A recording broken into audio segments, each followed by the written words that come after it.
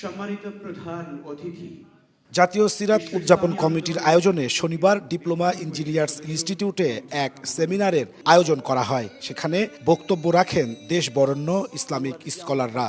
সেমিনারে জীবন গঠনে মহানবী হযরত মুহাম্মদ সাল্লাল্লাহু আলাইহি ওয়াসাল্লামের জীবনী সর্বোত্তম আদর্শ বলে তুলে ধরেন বক্তারা। মুহাম্মদুর রাসূলুল্লাহ সাল্লাল্লাহু আলাইহি সাল্লামের অনুষ্ঠানে জামাত নেতারা অভিযোগ করে বলেন, জুলাই সনদ ও গণভোট নিয়ে জাতির সঙ্গে বিশ্বাসঘাতকতা করা হচ্ছে। আমরা এমন একটা রাষ্ট্র ব্যবস্থা কায়েম করতে চাই যে রাষ্ট্র ব্যবস্থায় কোনো দুর্নীতি থাকবে না, চাঁদাবাজি থাকবে না, সন্ত্রাস থাকবে না, নৈরাজ্য থাকবে না।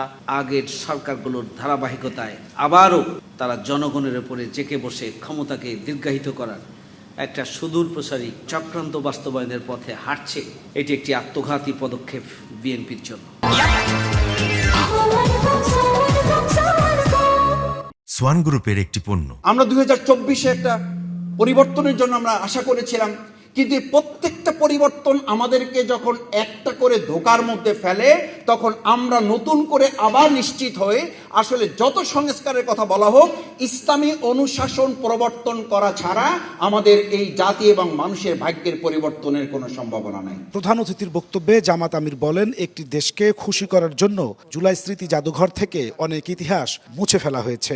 জুলাই জাদুঘর, স্মৃতি জাদুঘর যারা দেখেছেন তারা তার দামি রূপটা দেখতে পাবেন। বাস্তব রূপ ছিল তার চাইতেও কঠিন। অন্তর্বর্তীকালীন সরকারের সময় জাতির দুঃখের ঘটনাগুলোকে এখানে তুলে ধরা হয়েছিল।